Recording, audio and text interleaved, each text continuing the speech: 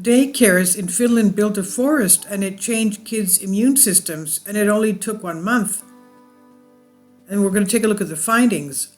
Now we know that daycare centers and even kindergartens, pre-kindergarten, they have a little area, a patch of ground where they plant their little vegetables. And recently I got a little present from my grandchild, one of my grandchildren, a beautiful lettuce. And I'm going to eat it today, make a salad out of it. It looks beautiful. Of course, no chemicals added. So playing through the greenery and litter of a mini forest's undergrowth is for just 1 month may be enough to change a child's immune system, according to an experiment in Finland. When daycare workers rolled out a lawn, planted forest undergrowth such as dwarf, heather, and blueberries, and allowed children to care for crops in planter boxes, the diversity of microbes in the gut and on the skin of young children appeared healthier in a very short space of time.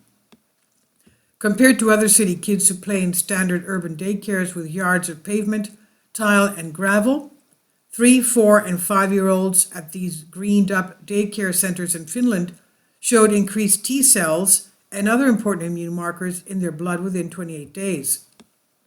We also found that the intestinal microbiota of children who received greenery was similar to the intestinal microbiota of children visiting the forest every day, explained environmental scientist Marja Rusland from the University of Helsinki in 2020. That's when the research was published.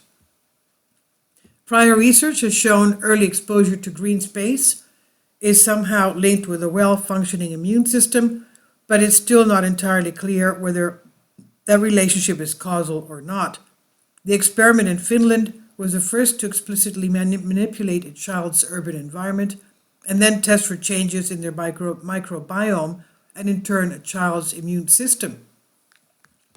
While the findings don't hold all the answers, they do support a leading idea, namely that a change in environmental microbes can relatively easily affect a well-established microbiome in children, giving them their immune system a helping hand in the process. The notion that an environment rich in living things impacts on our immunity is known as the biodiversity hypothesis. Based on that hypothesis, a loss of biodiversity in urban areas could be at least partially responsible for the recent rise in immune-related illnesses. Quote, the results of this study support the biodiversity hypothesis and the concept that low biodiversity in the modern living environment may lead to an uneducated immune system and consequently increase the prevalence of immune-mediated diseases, quote, unquote. Authors explained in that study, some of these daycares contain standard urban yards with concrete and gravel, while others took kids out for daily nature time, and 4 had their yards updated with grass and forest undergrowth. Over the preceding 28 days, kids in these last 4 daycares were given time to play in their new backyards 5 times a week. When researchers tested the microbiota of their skin and gut before and after the trial, they found improved results compared to the first group of kids that played in daycare with less greenery for the same amount of time. Even in that short duration of the study, researchers found microbiomes on the skin and guts of children who regularly played in green spaces had increased in diversity, a feature which is tied to an overall healthier immune system. Their results largely matched the second group of kids at daycares who had outings for daily nature time. Among kids who got outside, playing in the dirt, the grass, and among the trees, an increase in the microbiome called gamma proteobacteria appeared to boost the skin's immune defense, as well as increase helpful immune secretions in the blood and reduce the content of interleukin 17A, which is connected to immune-transmitted diseases. This supports the assumption that contact with nature prevents disorders in the immune system, such as autoimmune diseases and allergies, said Sinkkonen.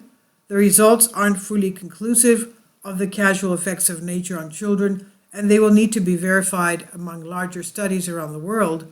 Still, the benefits of green spaces appear to go beyond our immune systems. Researchers shows research shows getting outside is also good for children's eyesight, and being in nature as a kid is linked to better mental health. Some recent studies have even shown green spaces are linked to structural changes in the brains of children. What's driving these incredible results is not yet clear. It could be linked to changes in the immune system, or something about breathing healthier air, soaking in the sun, exercising more, or having greater peace of mind. Given the complexities of the real world, it's really hard to control for all the environmental factors that impact our health and studies. While rural children tend to have fewer cases of asthma and allergies, the available literature on the link between green spaces and these immune disorders is inconsistent. The research here had a small sample size, only found a correlation, and cannot count for what children were doing outside daycare centers, daycare hours, but the positive changes were enough for scientists in Finland to offer some advice. They said it would be best if children could play in puddles and everyone could dig organic soil, explained environmental ecologist Aki Siekkonen, also from the University of Helsinki. They said we could take our children out to nature 5 times a week to have an impact on microbes. The changes are simple, the harms low, and the potential benefits widespread. Bonding with nature as a kid is also good for the future of our planet's ecosystems. Studies show kids who spend time outdoors are more likely to want to become environmentalists as adults, and in a rapidly changing world, that's more important than ever. And just make sure everyone's up to date on their tetanus vaccinations, of course. The study was published in Science Advances, and this was from Carly Casella Science Alert. It's on Collective Spark. Please leave your comments. Thank you for your support. Kindly support my Patreon account. The daily posts are 5 videos daily, and they are totally different from what I have on my YouTube channel. Thank you so much for your support and that you find all my content so interesting. You'll find the Patreon account details in the description box below.